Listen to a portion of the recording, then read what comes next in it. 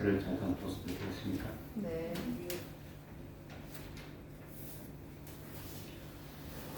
성도 여러분 모두를 진심으로 환영합니다. 이 시간 하나님께서 우리 각자의 심령 속에 성령을 부어주셔서 이 안식일의 기쁨과 행복 그리고 충만한 평안 가운데 이 귀하고 복된 안식일을 우리 모두가 함께 감사하며 찬양하며 보내기를 간절히 소망합니다. 오늘 말씀의 제목은요, 예수 그리스도의 증인입니다. 예수 그리스도의 증인. 우리 다 함께 본문의 말씀 보도록 하겠습니다. 사도행전 3장 6절로 10절 말씀입니다. 사도행전 3장 6절로 10절 말씀 제가 봉독하겠습니다. 베드로가 가로되 은과 금은 내게 없거니와 내게 있는 것으로 내게 주노니 곧 나사렛 예수 그리스도의 이름으로 걸으라 하고 오른손을 잡아 일으키니 발과 발목이 곧 힘을 얻고 뛰어 서서 걸으며 그들과 함께 성전으로 들어가면서 걷기도 하고 뛰기도 하며 하나님을 찬미함이 모든 백성이 그 걷는 것과 및 하나님을 찬미함을 보고 그 본래 성전 미문에 앉아 구걸하던 사람인 줄 알고 그의 당한 일을 인하여 심히 기히 여기며 놀라니라. 아멘. 지금도 이러한 일이 일어날 줄을 믿으십니까? 아멘. 베드로가 확신에 찬 목소리로 은과 금은 나에게 없지만 나에게 있는 것으로 내게 주는 곧 나사렛 예수 이름으로 일어나 걸으라 라고 말하였습니다. 이런 담대함과 용기, 믿음은 어디에서 나왔을까요? 이것은 확신에 찬 믿음 아니고서는 이런 말을 할 수가 없습니다. 사도행전 4장 20절입니다. 우리는 보고 들은 것을 말하지 아니할 수 없다 하니. 사랑하는 성도 여러분, 매일마다 보고 들은 것을 말하지 아니할 수 없다라고 고백했던 제자들의 그 고백처럼 그렇게 살아가고 계십니까? 사실 저부터 고백하자면 그러지 못할 때가 자주 있는 것 같습니다. 너무 바쁜 일상 속에서 또 너무 많은 일들을 우리가 해 나가면서 정작 가장 중요하고 가장 소중히 여겨야 되고 가장 먼저 해야 할 일들을 하지 못하고 살아가는 경우가 굉장히 많이 있는 것 같습니다. 근데 그것이 바로 사도행전 4장 20절에 우리가 보고 들은 것을 말하지 아니하고서는 견딜 수 없노라라는 제자들의 고백인 것입니다. 사도 베드로가 그렇게 확신에 찬 믿음을 가지고 평생을 안진뱅이로 그렇게 살 수밖에 없었던 한 가련한 환자를 일으켜 세운 것은 그의 힘도 능력도 아니었습니다. 그는 예수 그리스도의 증인이었습니다. 이 증인이라는 말이 무엇입니까? 다른 어떤 수단을 통해서 자신이 보거나 또 들었거나 알게 된 것을 확증하거나 확증할 수 있는 사람을 일컬어 증인이라고 말합니다. 이 증인의 사전적 의미는 아주 간단하게 어떤 사실을 증명하는 사람입니다. 그러므로 증인은 어떤 사건과 사고, 어떤 사실에 대한 내가 보고 듣고 경험한 것들을 진술하는 사람을 가리킵니다. 또한 우리가 소송법에서 말하는 증인의 의미는 법원 또는 이 법관에 대하여 소송 당사자가 아니면서 법원의 신문에 대하여 자기가 경험한 사실을 진술하는 사람이다라고 정의합니다. 그렇기 때문에 증인은 경험한 사람입니다. 직접 보고 듣고 만지고 들은 그 사실을 이야기해 주는 사람입니다. 예수 그리스도의 십자가의 죽으심 그리고 부활하심 그리고 승천하심을 본 제자 요한도 가시적 증거를 가진 제자였습니다. 그래서 요한일서 1장 3절에 우리가 보고 들은 바를 너희에게도 전한다라고 말할 수 있었던 것입니다. 베드로만 그렇게 했던 것이 아니라는 것이죠. 증인으로서 사도들은 그리스도가 예언된 메시아이시며 인류의 구속주임을 그들은 알게 되었습니다. 그들은 또한 그의 재림의 약속에 대하여 증거할 수 있었던 것입니다. 증인으로서의 제자들은 십자가에 달려 돌아가셨다가 부활하여 승천하신 주님과 그들의 증거를 통하여 믿게 될 세상 사람들 사이에 최초이자 으뜸가는 가시적 증거를 연결시키는 사람들이었습니다. 지금도 마찬가지로 우리 모두가 제자들과 같은 그러한 사람들이라는 사실입니다. 비록 제자들처럼 인간의 몸을 쓰시고 오신 예수님을 한 장소에서 그리고 그 시간에 제한을 받고 장소의 제한을 받으셨던 주님과 함께 동행하지는 못하지만 우리는 성령 하나님을 통해서 예수님을 만나고 보고 동행할 수 있습니다. 아멘.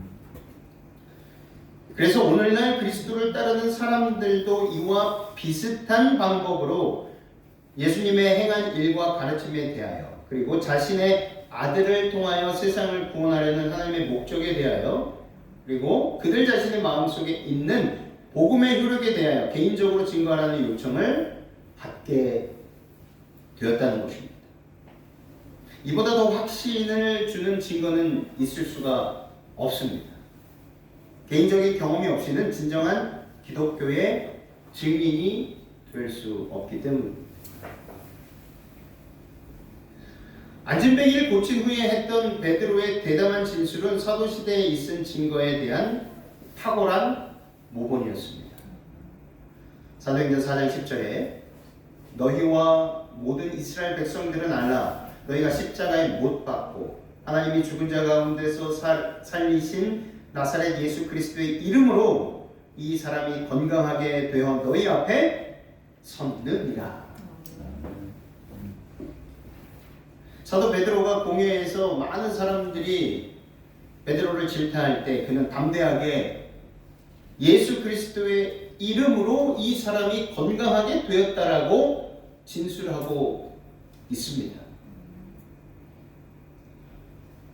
우리의 삶 속에 우리가 만나는 모든 사람 앞에 사도 베드로와 같이 예수 그리스도의 이름으로 축복해 주십니까?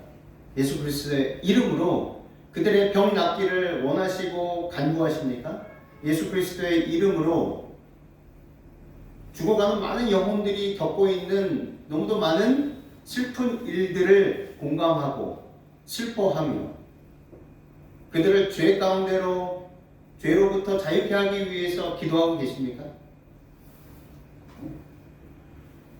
우리는 이 시간 정말 때가 가깝다고 하는 이 시간, 이 때에, 이 시대에 사도 베드로와 같은 담대함과 확신에 찬 믿음과 그리고 두려워하지 않는 용기가 필요할 것입니다.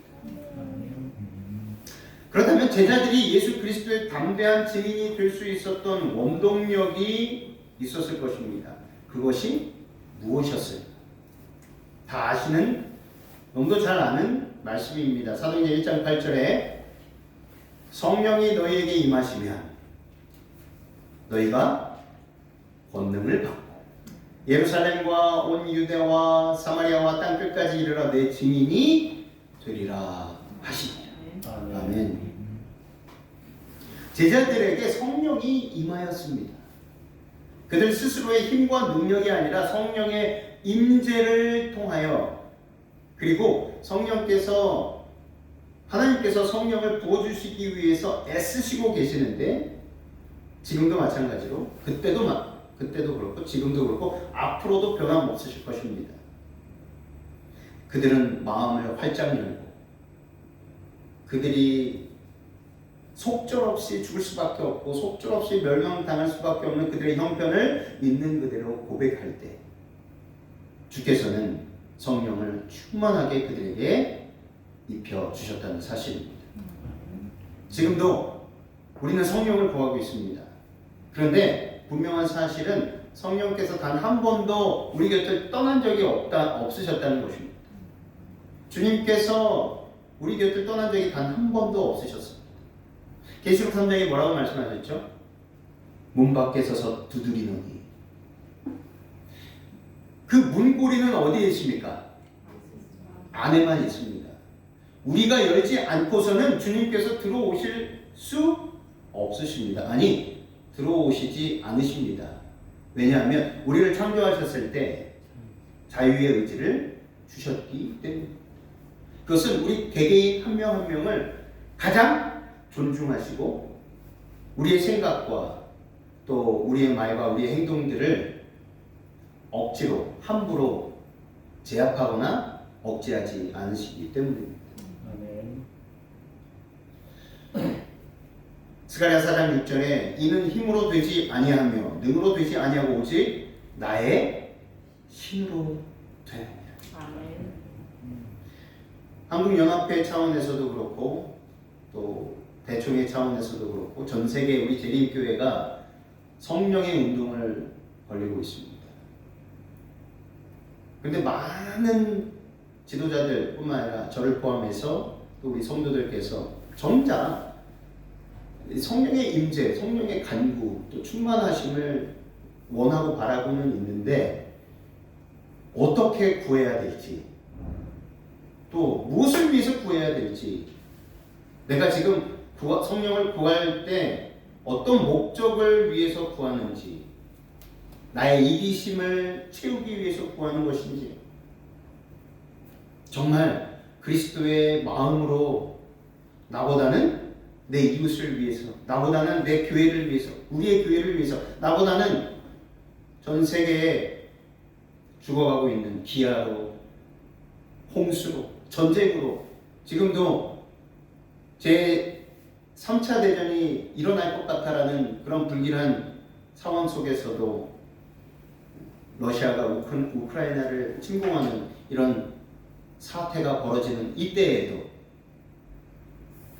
여전히 우리는 우리 자신만을 위해서 살아가는 것인지, 아니면 우리 이웃과 교회와 나라들과 나라를 잃고 전 세계를 헤매는 난민들을 위해서 기도하고 있는지, 우리는 우리 스스로 자성하고 반성하고 뒤돌아봐야 한다는 것입니다. 우리가 할 수 있는 일과 할 수 없는 일이 있는데, 할 수 없는 일이 더 많이 있습니까? 할 수 있는 일이 더 많이 있습니까? 할 수 없는 일이 더 많이 있죠. 정말 그런 것 같습니다. 할 수 없는 일이 굉장히 많이 있습니다. 만약에 하나님께서 우리가 호흡할 수 있는 공기를 차단하신다, 주시지 않는다라고 생각해 보십시오. 10분도 안 돼서 모든 사람들이 죽을 것입니다. 눈에 보이지는 않지만 하나님께서 하나님을 믿든지 믿지 않든지 간에 모든 사람을 똑같이 공평하게 공정하게 사랑하십니다. 그리고 은혜를 베풀어 주십니다. 지금 이 시간에도 하나님께서 역사하지 않으시면 우리는 살아갈 수 없는 존재들입니다. 천사를 보내주셔서 내 바람을 붙드시기 때문에 지금도 우리는 숨을 쉬고 살아갈 수 있고, 물을 마시며 살아갈 수 있고, 음식을 먹으며 살아갈 수 있습니다. 코로나 바이러스 상황, 팬데믹 상황 이 속에서도 우리들은 살아갈 수 있는 이유가 바로 하나님의 은혜 때문이라는 사실입니다. 누가복음 11장 13절에 너희가 악할지라도 좋은 것을 자식에게 줄 알거든 하물며 너희 천국께서 구하는 자에게 성령을 주시지 않겠느냐 하십니다. 하나님께서는 우리에게 성령을 주시기를 가장 바라시고 원하십니다. 그 이유는 한치 앞도 모르는, 아니 15분이 무엇입니까? 1분 앞에 있을 일을 알지 못하는 너무도 유약하고 약한 존재인 우리를 위하여 이 세상이 어떻게 끝날 것인지를 알려주시고, 또한 우리의 앞길을 보여주시고, 우리 앞길에 태산같이 큰 어려움과 시련들과 또 고통들, 고난들을 능히 넘어가고 능히 그것을 이겨낼 수 있는 힘을 주시기 위하여 성령을 주시기를 바라시고 원하십니다. 하나님께서는 우리 앞에 있는 고난들을 가져가시지 않으십니다. 왜 그러시죠? 때로는 우리는 이렇게 기도합니다. 제발 제가 겪고 있는 아픔과 고통을 가져가 주십시오. 그러면 우리는 믿음으로 설 수 없기 때문입니다. 늘 조금만 고통이 있으면 견딜 수 없는 아주 약한 믿음 안에서 성장할 수 없게 된다는 것입니다. 그리스도의 분량까지 자라나라 라고 말씀하셨습니다.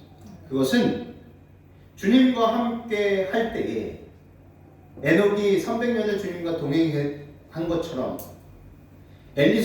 엘리야가 하나님께서 데려가신 것처럼 수없이 많은 일들을 겪었지만, 그래서 인간적인 연약함도 보였던 엘리야였지만 하나님께서는 그와 함께 하심으로 그가 모든 고난 앞에서, 시련 앞에서 믿음으로 이겨나갈 수 있었다는 사실입니다. 지금도 마찬가지입니까? 마찬가지입니다. 우리 교회를 보면, 또 주변에 있는 교회들을 보면, 특별히 대한민국에 이제 기독교는 개독교라는 명칭을 얻게 되었습니다. 왜 이렇게 되었을까요? 그것은 제자들처럼 온전히 주님 앞에 엎드려 회개하지 아니하였고, 그래서 성령을 받지 못한 결과라고 저는 생각합니다. 지금도 하나님께서는 성령을 부어주시기 위해서 기다리고 계시고 끊임없이 우리의 마음 문 두드리고 계십니다. 그러나 여전히 우리들은 너무 바쁜 나머지, 목회도 마찬가지입니다. 사역하는 사람들, 또 우리 장로님들, 집사님들, 모든 성도님들이 하루하루 먹고 사는데 힘들어서, 지쳐서, 어려워서 정작 그 일을 해결해 주실 수 있는 성령을 구하지 못하고 우리 스스로 그것을 해결하기 위해서 아둥바둥 살아가는 우리의 현실을 보게 된다는 것입니다. 우리 찬미가 중에 평화 평화로다, 이 찬미가 제목이 무엇입니까? 내 영혼의 그 깊은 데서. 우리 마음에 평화가 없어요. 기쁨이 없어요. 평안이 없습니다. 그 이유는 무엇이죠? 우리 불확실한 미래 앞에서 주님을 믿노라고 하면서도 그 불확실한 미래 앞에서 끊임없이 걱정하고 근심하고 염려하는 우리 자신들을 보기 때문에 그렇습니다. 그거 아십니까? 염려하고 걱정하고 끊임없이 두려움에 떨고 있는 그것 자체가 죄라는 사실, 예수 그리스도를 믿지 못하는 것 자체가 죄라고 하셨습니다. 그저 도덕적이고 윤리적인 그 부분이 죄가 아니고 그것은 죄의 결과일 뿐이지 본질적인 죄가 아니라는 것입니다. 죄는 하나님을 믿지 않고 떠나는 것이 죄입니다. 성령을 믿지 않고 구하지 아니하고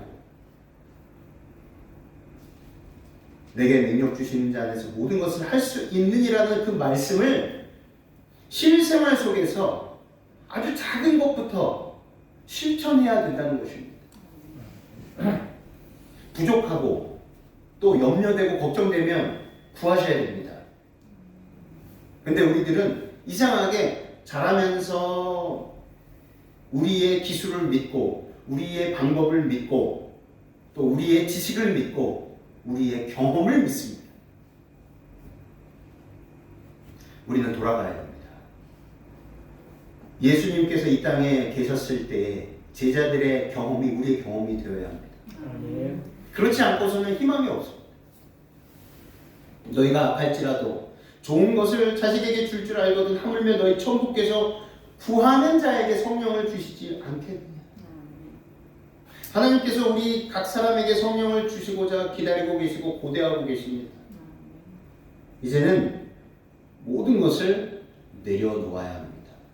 그래서 세밀한 음성까지, 세밀한 주님의 음성, 성령의 음성까지 들을 수 있는 사무엘과 같은, 어린 사무엘과 같은 그때로 돌아가야 합니다. 가르포분 기별 1권 121쪽에 이런 내용이 있습니다. 우리들 가운데 있어야 할 참된 경건의 부흥은 우리의 모든 필요 중에서도 가장 심각하고 가장 긴급한 것이다. 이러한 신앙 부흥을 일으키는 것이 우리 첫째 사업이 되어야 한다. 우리는 주님의 축복을 받기 위한 열렬한 노력을 기울여야 하는 바, 하나님께서 당신의 축복을 우리에게 베풀고 싶지 않으시기 때문이 아니라 우리가 축복을 받을 준비가 되어 있지 않기 때문이다. 우리의 하늘 아버지께서는 세상의 부모들이 저희 자식들에게 좋은 선물을 주고 싶어하는 그 이상으로 당신께 구하는 자들에게 성령을 주시려고 하신다. 그러나 하나님께서는 우리에게 당신의 축복을 허락하시는 약속에 대한 조건들을 성취시키는 것은 우리가 해야 할 일이며, 그 조건들이란, 중요합니다. 그 조건들이란 죄에 대한 자복, 겸비, 회개 및 열렬한 기도이다. 신앙 부흥은 오직 기도에 대한 응답으로서 기대할 필요가 있다. 신자들이 하나님의 성령을 받지 못하는 한 저들은 말씀의 설교를 이해할 수 없습니다. 성령의 권능이 저들의 심령을 감동시킬 때에만 들은 설교가 무익한 것이 되지 않을 것이다.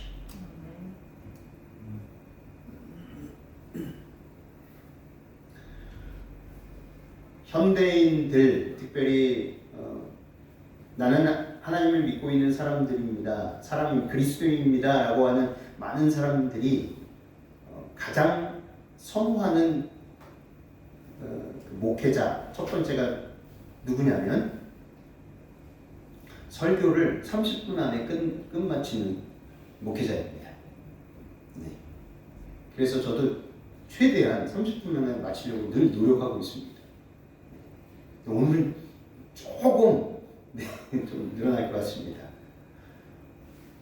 그리고 이 교회에 다니는 우리 교인들이 다는 아니지만 대부분이 그러한 목회자들을 선호한다는 것입니다.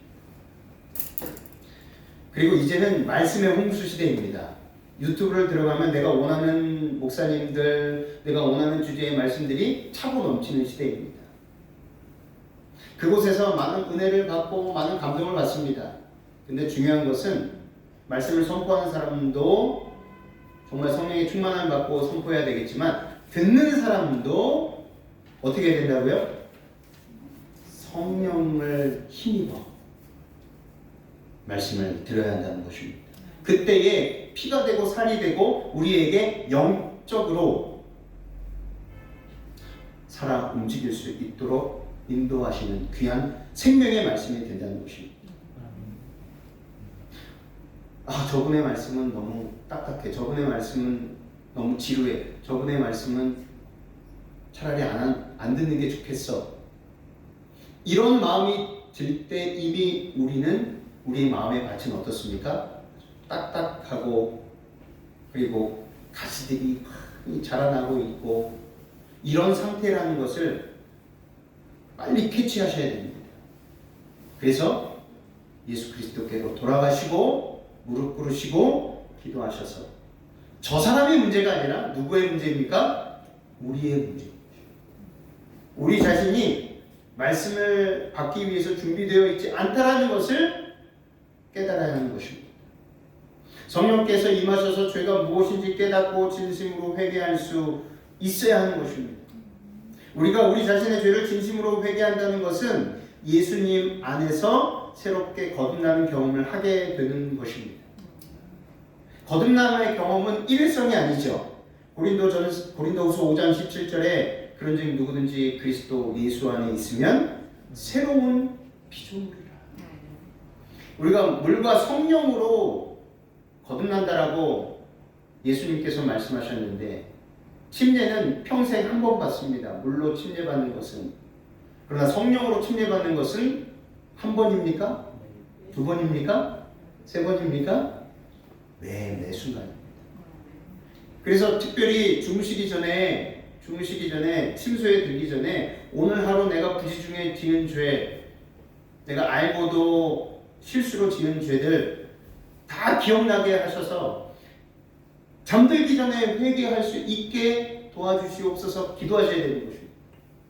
다음날 일어날 수 있을지 없을지 우리가 압니까? 습관적으로 나도 모르게 일어났기 때문에 일어나는 것이지, 하나님께서 은혜를 베풀어 주셔서 일어나는 것이지 심장마비로 죽을 수 있습니다.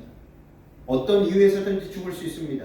그렇기 때문에 잠들기 전에 반드시 우리는 그날 있었던 모든 일을 기억나게 하셔서, 혹 이웃의 마음을 아프게 했다거나 우리 가족을 힘들게 했다거나 하나님 앞에 큰 죄를 지은 것이 있다면 반드시 잠들기 전에 회개하고, 그리고 그 회개한 이후에 우리 마음 가운데 진정한 평안과 기쁨과 화평을 주신 하나님을 확인하고 잠드셔야 됩니다.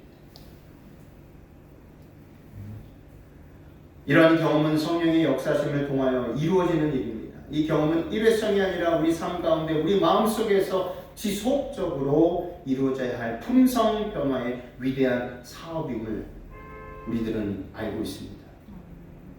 하늘에 들어갈 수 있는 자격은 무엇이라고 말씀하셨죠? 그것은 예수님을 닮은 품성을 소유하였느냐의 유무입니다. 하늘에 갖고 갈 수 있는 것은 품성, 그것 하나입니다. 이 땅에서 하나님의 은혜로 평생 살아가면서 주님의 약속의 말씀을 전적으로 믿고 주님의 뜻대로 행하였느냐에 따라 천국의 시민으로서의 자격이 있느냐 없느냐가 결정되어지는 것임을 우리는 너무도 잘 알고 있습니다. 그래서 산속으로 들어가지 않습니까? 그래서 끊임없이 우리의 품성을 예수님처럼 되기 위하여, 예수님을 닮기 위하여 그렇게 사람들과 격리돼서 끊임없이 죄를 보지 않기 위해서, 죄를 짓지 않기 위해서 끊임없이 산속으로, 사람 없는 곳으로 홀로 그렇게 살아가고 있는 사람들이 지금도 이 시간에 있습니다. 그분들을 폄하하고 싶지 않습니다. 그분들의 신앙을 존중합니다. 그러나 주님께서 그렇게 신앙하지 말라고 하셨습니다. 우리의 품성 변화는 무엇을 할 때 변화된다고요? 죽어가는 영혼을 위하여 나에게 주신 달란트와 나에게 주신 시간과 나에게 주신 재물을 100번 활용하여 믿음으로 그들을 살리기 위하여 고군분투하고 그들을 주님께로 인도하기 위해서 애쓸 때에, 노력할 때에 우리의 품성이 변화된다라고 말씀하셨어요. 산속에 들어가서 변화되는 게 아닙니다. 혼자 있는다고 해서 변화되는 게 아닙니다. 그러니까 근본적으로 죄의 본질을 이해하지 못하기 때문이죠. 혹시 죄 때문에 힘들어하시면, 그래서 혼자 있기를 원하신다면 골방을 준비하시고 확신을 주지 않는 한 내가 일어나지 않겠노라고 다짐하면서 그곳에서 최선을 다해서 기도하시고 성령을 구하시고, 그래서 우리들에게 주신 모든 것으로 하나님께서 제자들에게 가라, 내 이름으로 가라라고 하실 때까지, 그 응답을 받기 전까지 가장 먼저 우리가 해야 할 일은 골방에서 기도하는 일입니다. 베드로는 은과 금은 내가 가지고 있지 않다라고 말하였습니다. 이 세상의 부와 명예와 권력을 소유하지는 못하였지만 그래서 세상 사람들에게 별 볼 일 없는 사람처럼 오히려 그 사회를 혼란시킨다라는 그런 불명예를 얻은 사람이었지만 그는 성령의 임재 속에서 성령의 충만함을 입은 사람이었습니다. 그는 먹고 살기 힘든 환경 가운데서도 또한 생명을 위협받는 상황 속에서도 걱정하거나 두려워하지 않았습니다. 성령께서 그의 완전한 주인이 되어 주셨습니다. 그는 성령의 감화 감동하심에 따라 담대하게 말할 수 있었던 것입니다. 성령께서 그의 입을 빌려 말씀하셨습니다. 이 시간 저와 여러분 모두에게 성령께서 우리의 주인이 되기를 간절히 기도드립니다. 우리의 입술을 통해서 성령께서 역사하심을 우리 두 눈으로 목도하고 바라보기를 간절히 기도드립니다. 우리의 두 손을 통하여, 우리의 두 발을 통하여, 우리의 건강한 신체와 우리에게 주신 재물과 달란트들을 백분 활용하여서 성령께서 어떻게 우리를 통하여 준비된 영혼들을 주님께로 인도하시는지를 보기를 원합니다. 그렇다면 베드로를 포함한 제자들은 어떻게 성령을 받을 수 있었을까요? 사도행전 2장 1절입니다. 오순절 날이 이미 이름에 저희가 다 같이 한 곳에 모였더니 구름이 하늘로부터 급하고 강한 바람 같은 소리가 있어 저희 앉은 온 집에 가득하며 불의 혀같이 갈라지는 것이 저희에게 보여 각 사람 위에 임하여 있더니 저희가 다 성령의 충만함을 받고 성령이 말하게 하심을 따라 다른 방언으로 말하기를 시작하니라. 아멘. 다른 방언은 아시는 것처럼 other language입니다. 외국말이에요. 그러니까 알아들을 수 있는 말입니다. 어떤 교회에 가니까요, 저도 20대 때 어떤 후배와 함께 이제 장로교회를 다닌 적이 있었습니다. 방언을 하는 시간이었는데 전혀 알아듣지 못하는, 그러니까 other language가 아니었어요. 다른 뭐 중국말, 영어, 뭐 스페인말, 독일말, 프랑스말 이런 말들이 아니었습니다.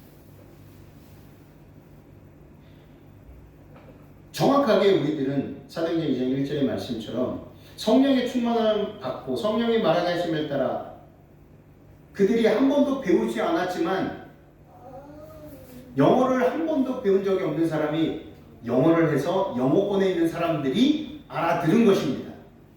프랑스말을 한 번도 들은 적이 없는데 프랑스 사람들이 알아들은 것입니다. 이것은 알아듣지 못하는 말이 아니라 실제로 이 성경에서 말하는 방언은 알아들을 수 있는 언어였다는 사실입니다. 그들이 한 장소에 여러 사람이 모였는데 무엇 때문에 모였을까요? 그들이 오순절날 성령을 받았는데 제자들과 그리고 그곳에 모인 여성들과 다 합쳐서 120명가량이 된 그 사람들이 그곳에 왜 모였을까요? 사도행전 1장 13절 14절입니다. 들어가 저희 유하는 다락에 올라가니 베드로, 요한, 야고보, 안드레와 빌립, 도마와 바돌로메, 마테와 및 알페오의 아들 야고보, 셀롯인 시몬 야고보의 아들 유다가 다 거기 있어 여자들과 예수의 모친 마리아와 예수의 아우들로 더불어 마음을 같이하여 전혀 기도에 힘쓰니라. 마가의 다락방에 모여서 그 120명가량 되는 남녀노소 제자들을 포함하여 그들이 했던 것이 무엇이었습니까? 마음을 같이하여 전혀 기도에 힘썼다. 바자회 하기 위해서 모인 것이 아닙니다. 파티하기 위해서 모인 것이 아닙니다. 마음을 같이 했습니다. 단 한 사람도 다른 마음을 품고 있는 사람이 없었습니다. 똑같은 마음으로 기도했습니다. 사도행전 36쪽은 이렇게 표현합니다. 제자들은 사람들을 만나기에 적합하게 되도록 그리고 매일의 교제에서 주인들을 그리스도께 인도할 수 있는 말을 할 수 있도록 매우 열렬히 기도하였다. 불화와 최상권을 잡으려는 모든 욕망을 버리고 그들은 그리스도인 교제를 통하여 모두 친밀해졌다. 그들은 하나님께 더 가까이 나아갔으며 이러한 생활을 통하여 그들은 그리스도와 밀접한 교제를 할 수 있다는 것이 얼마나 큰 특권인지를 깨닫게 되었다. 이해가 둔하여 그분을 슬프게 한 일이 얼마나 많았던가. 그리고 그들의 유익을 위하여 그분이 가르치고자 노력하신 그 교훈들을 깨닫지 못했던 것을 생각할 때에 그들의 마음은 슬픔으로 가득 찼다. 이 준비의 날들은 깊이 마음을 살피는 날들이었다. 제자들은 영적인 필요를 느끼고서 저희를 영혼 구원 사업에 적합하게 해줄 거룩한 정렬을 달라고 주께 부르짖었다. 그들은 단순히 자신을 위한 축복을 구하지 않았다. 그들은 영혼 구원에 대한 부담에 눌려 있었다. 그들은 복음이 세상에 전파되어야 할 것을 깨닫고 그리스도께서 약속하신 능력을 간구하였다. 아멘. 마음을 같이 했을 때 그들의 이기심을 내려놓았습니다. 그리고 서로가 서로를 위해서 기도해 주었습니다. 그동안 마음으로라도 당신을 미워했던 적이 한 번이라도 있었습니다. 나를 용서해 주십시오. 그들은 솔직하게 자신들의 부족함을 인정하였고 서로가 서로를 위해서 기도해 주었습니다. 그리고 특별히 제자들은 예수님께로부터 받은 대사명을 완수하기 위해서 그 부담을 갖고 자신들이 할 수 없음을 깨닫고 온전히 그분의 능력을 힘입기 위하여 성령을 구하였던 것입니다. 제자들은 자신들의 이기심을 버리고 주님께서 명령하신 대사명 모든 족속으로 민족을 삼아 제자를 삼아 아버지와 아들과 성령의 이름으로 침례를 주고 내가 너희에게 가르친 분부한 모든 것을 가르쳐 지키게 하라. 볼지어다 내가 세상 끝날까지 너희와 항상 함께 하시리라. 그 지상명령을 감당하기 위하여 성령의 능력을 간구한 것입니다. 제자들은 서로를 위하여 기도했습니다. 예수님을 십자가에 못 박혀 죽음에 이르게 한 장본인이 바로 자신들이었음을 깊이 깨닫고 가슴을 치고 진심으로 회개하였습니다. 제자들은 자신들에게 맡겨진 사명을 완수하기 위하여 성령의 임재와 능력을 간절히 간구하였습니다. 마지막 시대에 살아가고 있는 우리는 예수님의 재림을 기다리는 사람이 아닙니다. 기다리는 것이 아닙니다. 그냥 손 놓고 기다리는 것이 아니라 재림을 성취하는 재림 성도로서 지금 우리에게 맡겨진 대사명, 즉 새천사의 기별을 모든 민족과 나라와 권능들에게 전하기 위하여 성령을 간절한 마음으로 간구하여야만 한다는 것입니다. 새천사의 기별은 무엇입니까? 너무도 잘 알고 있지만 다시 한번 확인하겠습니다. 계시록 14장 12절 성도들의 인내가 여기 있나니 저희는 하나님의 계명과 예수 믿음을 지키는 자니라. 하나님께 드리는 예배가 삶이 되어야 합니다. 그리고 우리의 삶이 예배가 되어야 합니다. 하나님께서 원하시고 뜻하시는 예배, 우리의 생각으로, 우리의 기교로, 우리의 방법으로 예배를 변질시킨 예배가 아니라 하나님의 뜻대로, 하나님의 뜻에 맞는 그러한 예배가 되어야 한다는 것입니다. 요한일서 5장 3절에 하나님을 사랑하는 것은 이것이니 우리가 그의 계명들을 지키는 것이라. 계명들을 지키는 것이 무엇입니까? 하나님을 사랑하는 것입니다. 가장 우선순위에, 가장 중요한 자리에 누구를 놓는 것입니까? 나를 놓는 것이 아니라 하나님을 놓는 것입니다. 예배는 바로 그러한 것입니다. 내가 주인공이 아니라 하나님이 주인공이셔야 됩니다. 그것이 바로 삶입니다. 그저 안식일만 되어서 일주일에 한 번 교회에 나와 예배 드리는 것이 예배가 아니라 일주일 내내 우리는 하나님 앞에 올곧게 정직하게 믿음으로 예배 드리는 것입니다. 가정에서 조속으로 드리는 예배가 예배입니까? 아닙니다. 걸어갈 때, 말할 때, 사물을 볼 때, 일을 할 때, 사람을 만날 때 항상 우리 마음 가운데 사도 베드로 그리고 제자들이 가졌던 증인의 표를 가져야 하는 것입니다. 그것이 바로 무엇입니까? 예수 그리스도의 이름으로 일어나 걸어라 라는 것입니다. 우리에게 그것이 없는 한 우리는 살아있지만 그저 걸어다니는 송장과 같을 것입니다. 영적으로 죽은 송장만. 요한일서 4장 21절 우리가 이 계명을 주께 받았나니 하나님을 사랑하는 자는 또한 그 형제를 사랑할지니라. 하나님을 정말 사랑하면요, 형제를 사랑하지 않고서는 견딜 수가 없는 것입니다. 어떤 일인지는 모르겠지만 아파하고 있는 사람을 보면 도와주고 싶은 마음이 드는 것입니다. 그리고 공감해주고 싶은 마음이 드는 것입니다. 당신 때문이야. 당신이 분명히 잘못한 게 있을 거야. 욥의 새 친구처럼 그렇게 이야기하는 것이 아니라 그랬구나. 그럴 수밖에 없었구나.